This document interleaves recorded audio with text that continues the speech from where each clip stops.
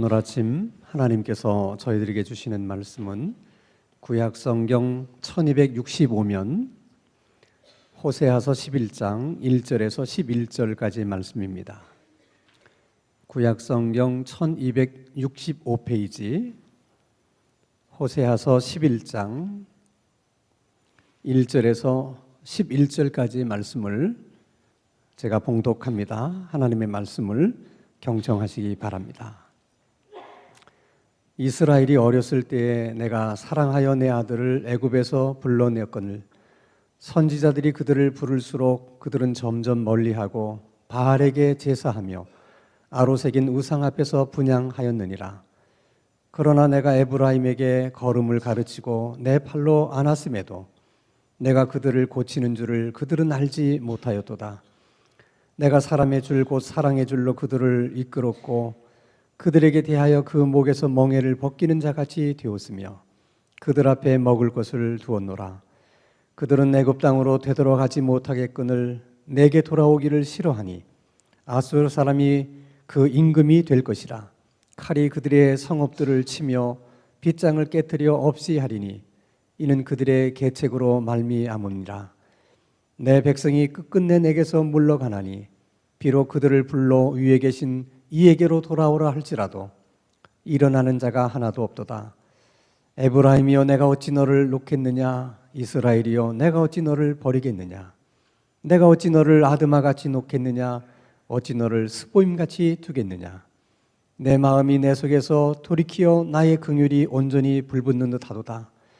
내가 나의 맹렬한 진노를 나타내지 아니하며 내가 다시는 에브라임을 멸하지 아니하리니 이는 내가 하나님이요 사람이 아님이라. 내 가운데 있는 거룩한 이니 진노함으로 내게 임하지 아니하리라. 그들은 사자처럼 소리를 내시는 여호와를 따를 것이라. 여호와께서 소리를 내시면 자손들이 서쪽에서부터 떨며오되 그들은 애굽에서부터 새같이 아수르에서부터 비둘기같이 떨며오리니 내가 그들을 그들의 집에 머물게 하리라. 나 여호와의 말이니라. 아멘. 우리들이 매일처럼 읽고 있는 하나님의 말씀인 성경은 구약 성경만 39권이나 되고 신약 성경 27권을 더하면 66권이나 되는 분량이 꽤 두꺼운 책입니다. 이렇게 분량이 많다 보니까 성경에서 다루는 내용들도 상당히 많아요. 근데 성경을 계속해서 우리가 읽어보게 되면 내용은 다양해도 항상 말씀하시려고 하는 핵심적인 내용은 하나입니다. 그것은 하나님은 사랑이시라는 거예요. 그리고 사랑이신 그 하나님이 우리를 사랑하신다. 그 얘기입니다. 그래서 여러분들이 구약 성경을 읽든 신약 성경을 읽든 창세기를 읽든 마태복음을 읽든 하나님은 사랑이시구나. 그리고 그 하나님이 우리를 사랑하시고 나를 사랑하시는구나. 이렇게 깨달으시면 성경을 제대로 읽으신 거예요. 여러분, 하나님을 믿는 사람들에게 있어서 하나님이 나를 사랑한다. 하나님이 우리를 사랑한다고 하는 것은 굉장히 중요한 의미가 있습니다. 정말 하나님이 나를 사랑하시는구나 하는 것에 대한 확신이 있으면 사실 두려울 게 별로 없어요. 어떤 어려움이 있거나 힘든 일이 있어도 다 이겨낼 수 있습니다. 문제는 이 정말 하나님이 나를 사랑하는지 그게 분명하지 않기 때문에 신앙생활도 분명하지 않은 것이고 또 하나님의 자녀로서 자신감을 갖고 살지 못하는 거예요. 이스라엘 백성들이 어느 날 하나님에게 질문을 합니다. 하나님은 우리를 사랑하십니까? 하나님이 우리를 사랑하시는 거 정말 맞습니까? 이렇게 질문을 해요. 오늘 우리가 함께 읽은 본문은 그 이스라엘 백성들의 질문에 대한 하나님의 답변이세요. 정말 하나님께서 우리를 사랑하시는가 하는 것에 대한 하나님의 답변이죠. 하나님이 뭐라고 말씀하시는지 우리가 유념해서 볼 필요가 있어요. 왜 그들은 하나님에게 하나님은 정말 우리를 사랑하시는 걸까 하는 질문을 던졌겠습니까? 그것은 그들이 하나님이 정말 우리를 사랑하시는 분이구나 이렇게 느끼지 못할 만큼 하나님이 미숙하게 그들을 사랑했기 때문도 아니고 또 하나님이 그들을 사랑한다는 표현이 부족했기 때문도 아니에요. 하나님은 그들이 충분히 알아들을 수 있도록 말씀하셨고 충분히 느낄 수 있도록 사랑하셨지만 그들이 영적으로 무지해서 그 말귀를 못 알아듣는 거예요. 뿐만 아니라 너무 자기 중심적이다 보니까 사람들이 교만해서 하나님의 사랑에 대한 것도 나름대로 잘못된 편견을 갖고 있는 거예요. 그 편견으로 하나님의 사랑을 해석하고 판단하려고 했기 때문에 그 하나님의 사랑을 느끼지 못하는 거예요. 예를 들어 그들은 이렇게 생각했어요. 하나님이 정말 우리를 사랑하신다면 우리가 무슨 일을 하든지 그 일이 다 잘 되도록 하나님은 도와주셔야 된다. 그리고 우리들의 인생에 좋은 일만 생겨야 된다. 근데 어떻게? 내가 이렇게 힘들고 어렵게 사는데 이렇게 많은 시련이 있고 환난이 있는데 어떻게 하나님이 우리를 사랑한다고 우리 보고 믿으라는 얘기냐? 어떻게 하나님이 우리를 사랑한다고 우리가 그렇게 생각할 수 있겠느냐? 그 얘기입니다. 그들에게 하나님께서 대답하세요. 그 하나님의 대답을 한번 유념해서 보십시다. 1절입니다. 같이 읽습니다. 시작. 이스라엘이 어렸을 때에 내가 사랑하여 내 아들을 애굽에서 불러냈거늘.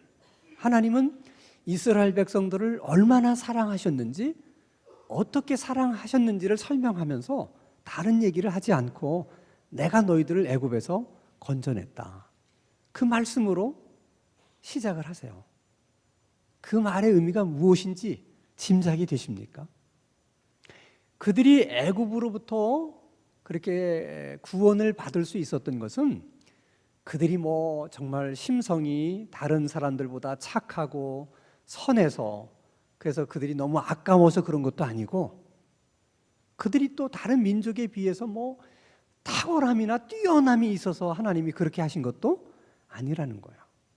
그들은 그 애굽의 노예 상황에서 건짐을 받을 만한 아무런 조건도 아무런 자격도 없었다는 거예요. 그런 그들을 하나님이 건져내 주셨는데 이유가 있다면 사랑이라는 거예요. 그것을 지금 하나님은 사랑이라고 설명하는 거예요. 그러니까 너희들이 하나님의 사랑을 하나님이 우리를 사랑하신다면 우리에게 많은 기적을 보여주셔야 됩니다.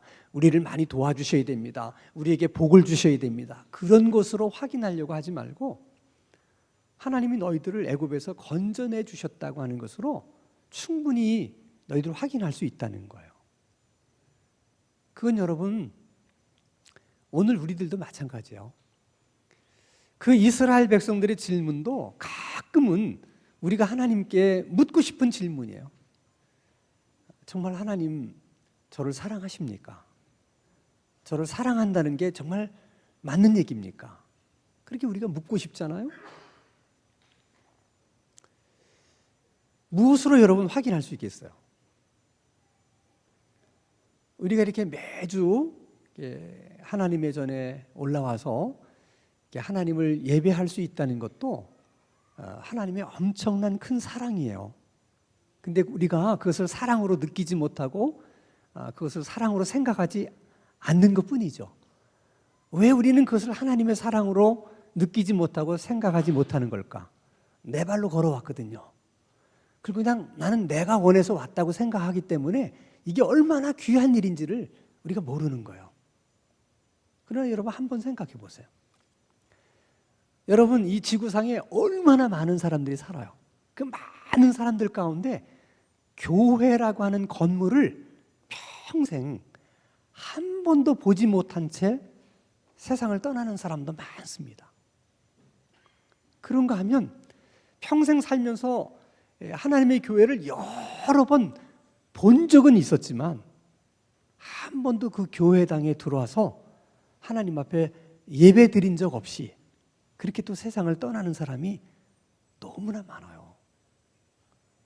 생각 같아서는 쉬운 일인 것 같고 마음만 먹으면 누구나 할 수 있는 일인 것 같지만 그렇지 않다는 거예요. 어쩌면 오늘도 하나님이 우리를 사랑하셔서 우리의 마음이 다른 곳으로 향하지 않고 이곳으로 향하게 하신 것, 그게 하나님의 사랑 아니겠어요? 우리의 발걸음을 이곳으로 올 수 있게끔 해주신 것, 그게 하나님의 사랑이 아니겠어요?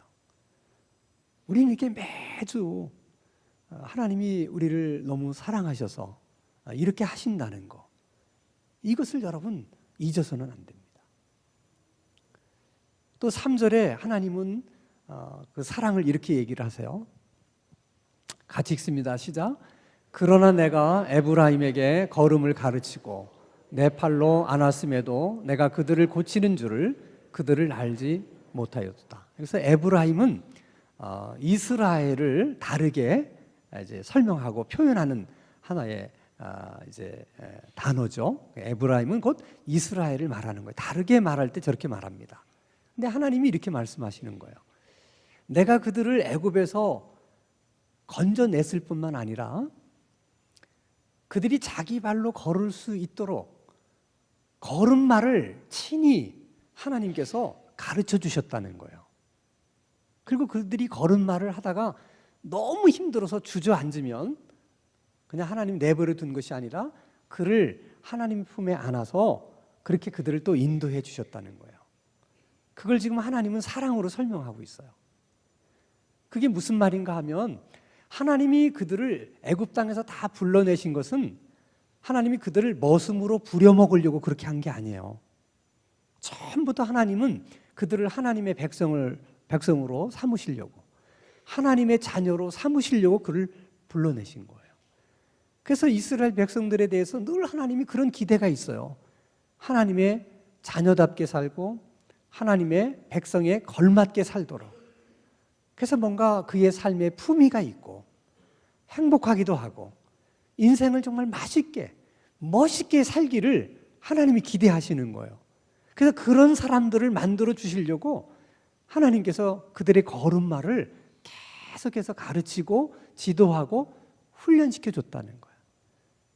그게 하나님의 사랑이라는 거예요. 근데 정작 이스라엘 백성들은 그 훈련을 받으면서 너무너무 힘들어해요.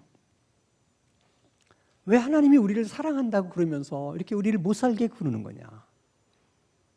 그래서 그들은 그 하나님의 훈련에 대해서 계속 불평합니다.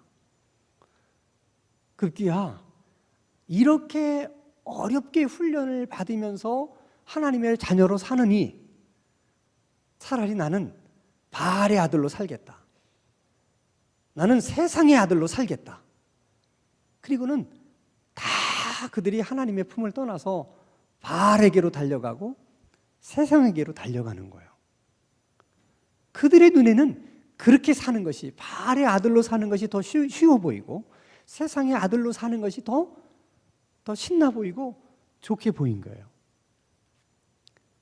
하나님을 떠나서 바알에게로 달려갈 때, 세상으로 달려갈 때 하나님이 애타게 그들을 부르십니다. 그리로 가지 마라. 너희들 눈에는 그게 좋아 보이고 쉬워 보이고 그게 재미있어 보여서 가지만 그렇지 않다. 그리로 가면 행복할 수 없다. 돌아오라, 돌아오라. 그들은 애타게 부르시는 하나님의 음성을 들을 때마다 마치 못 들은 것처럼, 그리고 아주 결심이나 한 듯이 뒤도 안 돌아보고 바알에게로, 세상에게로 갔습니다. 그럴 때 하나님은 어떻게 하셔야 됩니까?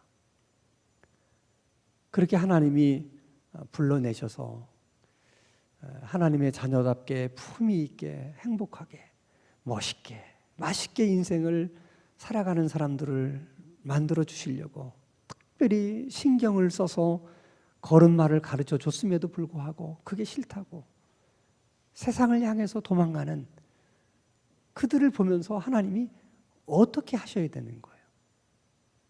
제일 간단한 방법은 그냥 버리면 돼요. 아이 그래, 그저 너희들이 그런 생각 가지고 그게 좋아서 가면 가라. 그래, 니네 생각대로 한번 그렇게 살아봐라. 그리고 그냥 포기하시면 돼요. 그리고 그날부터 하나님이 신경 끄시면 돼요. 그러면 제일 속 편해요. 근데 하나님이 포기할 수 없어서 마음 아파하시는 거예요. 포기하면 마음 아파할 일이 아무것도 없어요. 포기할 수 없어서 괴로운 거예요. 잊을 수가 없어서 힘든 거예요. 그걸 다 하나님이 떠안으셨다는 거야. 왜? 사랑하기 때문에. 그리고 하나님이 또 4절 5절에서 이렇게 말합니다. 같이 읽겠습니다. 시작. 그들은 애굽 땅으로 되돌아가지 못하겠거늘 내게 돌아오기를 싫어하니 아수르 사람이 그 임금이 될 것이라. 칼이 그들의 성읍들을 치며 빗장을 깨뜨려 없이 하리니 이는 그들의 계책으로 말미암음이라. 쉽게 얘기하면 아무리 말을 해도 그들이 하나님의 말을 듣지 않고 계속 그렇게 사니까 하나님이 아수르를 회초리 삼아서 그들을 때려서라도 알아듣게 하시고 때려서라도 돌아오게 하시겠다는 거예요. 그것을 지금 하나님은 사랑이라고 설명해요. 무슨 말인가 하면 여러분, 우리가 자식들을 다 키워봐서 알잖아요. 자식이 어디가 아파서 힘들어하는 걸 보면 부모의 마음이 막 무너지잖아요. 차라리 내가 아파서 저 아이가 건강해질 수만 있다면 차라리 내가 아프고 말겠다. 그게 부모 심정이거든요. 잘못된 길로 가기 때문에 야단도 치고 뭐 화도 내고 그러지만 금방 돌아서면 그렇게 후회를 하잖아요. 아유, 좀 더 참을 걸, 좀 더 부드럽게 얘기할 걸, 이 말 때문에 아이들이 마음이 상했으면 어떨까. 그게 다 부모의 마음이에요. 사랑하는 자기 백성을, 자기 자녀를 회초리로 때리는 아버지의 마음이 얼마나 힘들고 얼마나 마음 아픈 일인 것인지를 그들은 모르는 거예요. 그것이 하나님 아버지의 사랑이에요. 근데 그들은 회초리에 맞으면서 그냥 울기만 하고 때리는 하나님만 또 원망하는 거예요. 사랑한다면서 왜 때리냐고. 왜 하나님께서 이렇게 우리를 힘들게 하시냐고. 계속 그러는 거예요. 그들은 한 번도, 단 한 번도 하나님의 입장에서 생각해 보지 않아요. 그래서 하나님의 사랑을 느끼지 못하는 거예요. 이렇게 하나님이 사랑을 얘기하잖아요. 그런데도 하나님은 마지막에 이렇게 얘기합니다. 때려도 돌아오질 않아요. 안 돌아가겠대요. 그래도 하나님은 그들을 포기하지 않습니다. 그리고 끝까지 그들을 믿어줍니다. 그래도 나는 너희들을 믿는다. 언젠가는 돌아올 거야. 그리고 기다리시는 거예요. 그게 또 얼마나 큰 아픔인지 아시겠어요? 그게 하나님의 사랑이에요. 이런 하나님 아버지의 마음과 사랑을 예수님이 오셔서 설명을 해주셨어요. 그게 누가복음 15장이에요. 자, 어느 가정에 두 아들이 있습니다. 둘째 아들이 아버지 유산을 미리 달라고 그래서 먼 나라로 가서 허랑방탕하게 다 탕진을 해요. 아버지가 그 재산 모으는데 얼마나 힘들게 모았겠어요. 이 자식은 지도난이라고 그냥 가서 아무렇게나 다 써버렸어요. 나중에 알거지가 됐어요. 그리고 아버지 집으로 돌아와요. 돌아온 아들에게 아버지는 아무 말도 안 해요. 너 가지고 간 돈이 얼만데? 어떻게 이 꼴로 돌아왔느냐? 벼룩도 낯짝이 있지. 네가 여기가 어디라고 그 모양으로 찾아왔느냐. 하고 싶은 말이 얼마나 많겠어요.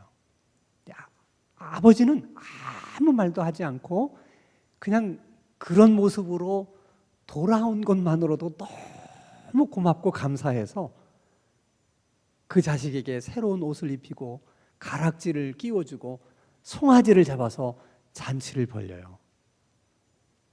큰아들이 막 화를 냅니다. 왜? 그런 아버지가 이해가 안 되는 거예요.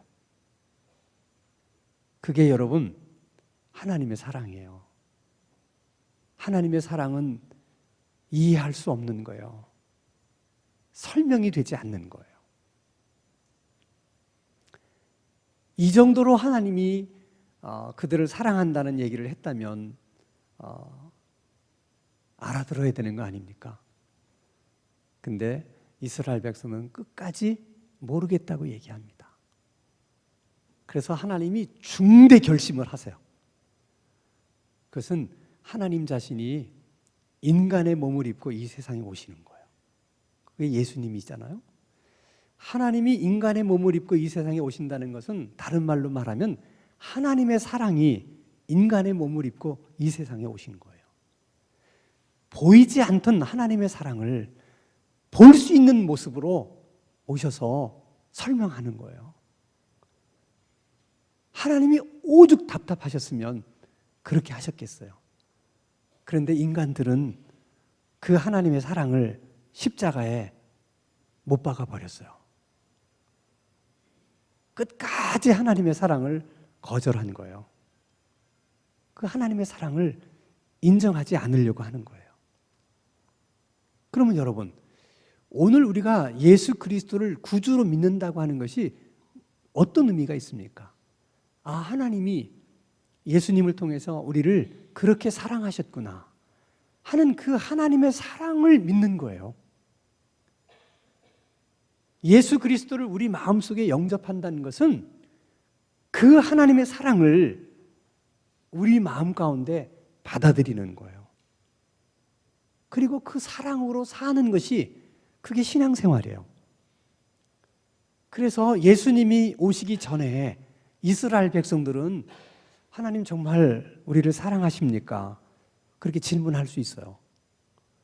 그러나 예수님 이후에 사는 우리들은 하나님 정말 나를 사랑하십니까? 그렇게 질문해서는 안 돼요. 왜냐하면 이미 우리 가운데 그 하나님의 사랑이 있고 그 하나님의 사랑으로 우리가 살아가고 있는 것이 신앙생활인데 그런 사람들에게 하나님 정말 나를 사랑하십니까? 라는 질문이 돼요? 그건 질문이 성립이 안 되는 거예요. 이제는 예수님 이후에는 우리가 하나님을 향해서 하나님 저를 사랑하십니까? 우리를 사랑하십니까? 그렇게 질문할 수 있는 것이 아니고 오히려 하나님이 우리를 향해서 너희들은 정말 나를 사랑하는 거냐? 너는 정말 나를 사랑하고 있는 거냐? 라고 이제 하나님이 우리를 향해서 질문하시는 거예요. 그래서 부활하신 예수님이 베드로에게 내가 나를 사랑하느냐? 물으시는 거예요. 이제는 여러분 우리가 하나님께서 내게 무슨 큰 기적을 보여주셨다든지 내 기도를 응답해 주셨다든지 그런 것으로 하나님의 사랑을 확인하려고 해서는 안 되고 이미 우리 가운데 주신 그 하나님의 사랑으로 살면서 하나님의 사랑을 우리가 확인해야 되는 거예요. 제가 얼마 전에 가까운 목사님 한 분을 만났는데 이런 얘기를 해요. 자기 교회 이 바이올린 이제 하시는 분이 계신데 이제 예배 때마다 그걸로 이제 섬기는 아주 신실한 자매였대요. 근데 그 가정이 다 예수를 잘 믿는 가정인데 어느 날 아버지가 갑자기 돌아가셨다고 그래서 아니 왜 갑자기 아버님이 돌아가셨느냐 그랬더니 공사 현장에서 이 크레인이 무거운 짐을 이렇게 들어서 이렇게 옮기잖아요, 이쪽에. 근데 이게 옮기다가 그 조종하신 분의 실수인지 기계 결함인지 그 무거운 짐이 툭 떨어졌는데 그 아버지가 그 밑에 있다가 그 짐에 깔려서 돌아가신 거예요. 여러분 얼마나 기가 막힌 일입니까? 어떻게 하나님께서 믿는 가정에 그런 어이없는 시련과 고난을 주실 수가 있는 것입니까? 이 자매 입장에서 매주일 교회 나와서 자기가 바이올린으로 예배를 섬겼는데 어떻게 그런 자기에게 하나님 이렇게 하실 수 있습니까? 여러분 얼마든지 그렇게 생각할 수 있잖아요. 그래서 이 목사님이 조마조마한 거예요. 이제 자매가 어떻게 나올지 몰라서. 보통 사람의 경우라면 다 때려쳐야 됩니다. 이 판에 뭘 더 하겠어요. 근데 그 자매가 정말 아무 일이 없었다는 것처럼 꾸준하게 섬기는 모습을 보면서 목사님이 감동을 받았다는 거예요. 목사님이 은혜를 받았다는 거예요. 이거는 여러분 사람의 힘으로 할 수 있는 일이 아니에요. 정말 이해할 수 없는 하나님의 사랑, 설명할 수 없는 그 하나님의 사랑으로 그가 그것을 이겨낸 거예요. 하나님의 사랑이 그걸 이겨내게 만드는 거예요. 그걸 다르게 얘기하면 하나님이 그 자매를 엄청나게 사랑하시는 거예요. 하나님이 그 자매를 그렇게 사랑하지 않았다면 그 자매가 어떻게 그럴 수 있겠어요? 사랑은 여러분, 하나님의 사랑은 모든 시련도 어려움도 다 이겨낼 수 있게 합니다. 그래서 하나님의 사랑으로 사는 것만이 중요한 게 아니에요. 하나님의 사랑으로 산다는 것이 하나님이 우리에게 부어주신 사랑이 얼마나 중요한 것이냐. 여러분 고린도전서 13장 1절에서 3절 말씀을 한번 같이 읽겠습니다. 시작. 내가 사람의 방언과 천사의 말을 할지라도 사랑이 없으면 소리나는 구리와 울리는 꽹과리가 되고 내가 예언하는 능력이 있어 모든 비밀과 모든 지식을 알고 또 산을 옮길 만한 모든 믿음이 있을지라도 사랑이 없으면 내가 아무것도 아니요. 내가 내게 있는 모든 것으로 구제하고 또 내 몸을 불사르게 내줄지라도 사랑이 없으면 내게 아무 유익이 없느니라. 사랑이 없는 것은 아무런 의미도 없고 가치가 없는 일이다 얘기하는 거죠. 그러니까 여러분 사랑으로 살지 않는 삶은 그것은 아무런 가치도 의미도 없다고 하나님이 말씀하시는 거예요. 그게 얼마나 중요한지를 베드로후서 3장에서는 또 이렇게 설명해요. 베드로후서 3장 11절 12절 보겠습니다. 12절 13절 같이 읽겠습니다. 시작. 하나님의 날이 임하기를 바라보고 간절히 사모하라. 그날에 하늘이 불에 타서 풀어지고 물질이 뜨거운 불에 녹아지려니와 우리는 그의 약속대로 의가 있는 것인 새하늘과 새 땅을 바라보도다. 그날이라고 하는 것은 예수님이 재림하시는 날이에요. 세상을 심판하시는 날에 모든 것이 불에 풀어지고 다 사라진다는 거예요. 이 표현을 오늘 우리식으로 얘기하면 우리 눈에 보이는 모든 물질은 다 원자와 분자가 결합해서 만들어진 거예요. 그거 다 여러분 우리가 과학 시간에 배운 거죠.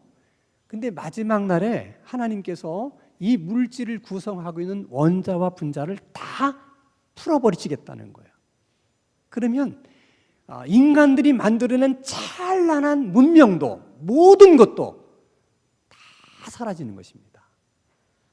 하나도 남는 것이 없어요. 그때도 영원히 남아있는 것은 세 가지밖에 없습니다. 하나님의 말씀과 하나님의 사랑과 그리고 하나님의 사랑으로 한 일만 영원히 남는 거예요. 그래서 여러분 사랑으로 산다는 것이 그렇게 중요한 거예요. 우리가 하루 동안 얼마나 많은 말을 하고 삽니까? 이 말도 다 사라집니다. 그러나 그 말 속에 하나님의 사랑을 담아서 그 사랑으로 말한 그 말은 마지막 날까지 영원히 남아있는다는 거예요. 그러니까 하루에도 수도 없이 많은 말을 하지만 다 사라지는 말들이고 거기에 하나님의 사랑을 담아서 다른 사람을 격려하고 다른 사람을 위로하고 그 말, 그거 남는 거예요. 우리가 하루 동안에 돈 가지고 뭐 사 먹기도 하고 뭐 사기도 하고 막 쓰잖아요. 중요한 일이에요. 근데 그 돈도, 그 돈으로 한 일도 다 사라지는 거예요. 근데 그 돈에 하나님의 사랑을 담아서 그 돈을 쓴 일들은 그것은 마지막까지 남게 된다는 것입니다. 그래서 우리가 하나님이 우리에게 주신 그 사랑을 우리가 섬김에 담고 봉사에 담아서 그렇게 살아야 된다는 거예요. 그렇게 살 때 그런 삶을 통해서 하나님이 얼마나 우리를 사랑하는지를 우리가 새롭게 깨닫게 되고 또 확신하게 된다는 거예요. 이미 하나님께서 우리에게 엄청난 하나님의 사랑을 부어주신 거예요. 그래서 바라기는 여러분들이 말씀을 읽을 때마다 하나님은 사랑이시고 나를 사랑하시는구나 그렇게 깨닫게 되기를 바랍니다. 십자가를 볼 때마다 우리 가운데 부어주신 하나님의 사랑이 생각나고 그 하나님의 사랑이 새롭게 불듯 일어날 수 있기를 바랍니다. 여러분의 모든 삶에 하나님의 사랑을 담아서 사십시오. 그래서 하나님이 얼마나 여러분을 사랑하는지 더 깊이 깨닫고 더 많이 경험하고 더 큰 확신을 갖게 되는 저와 여러분들의 신앙생활이 될 수 있기를 주님의 이름으로 축원합니다. 기도하겠습니다. 거룩하신 하나님 아버지, 하나님 정말 나를 사랑하십니까? 이제는 더 이상 그런 질문 하지 않을 수 있는 은혜를 주옵소서. 그런 질문을 하고 싶을 때마다 오히려 나는 정말 하나님을 사랑하는가 질문할 수 있게 하옵소서. 우리 안에 있는 하나님의 사랑으로 말하게 하시고 그 하나님의 사랑의 동기로 섬기며 봉사하며 살아가게 하옵소서. 그런 우리의 삶을 통해 하나님의 사랑을 더욱더 깊이 깨닫게 하시고 확신할 수 있는 귀한 은혜 허락해 주시옵소서. 예수님의 이름으로 기도하옵나이다. 아멘.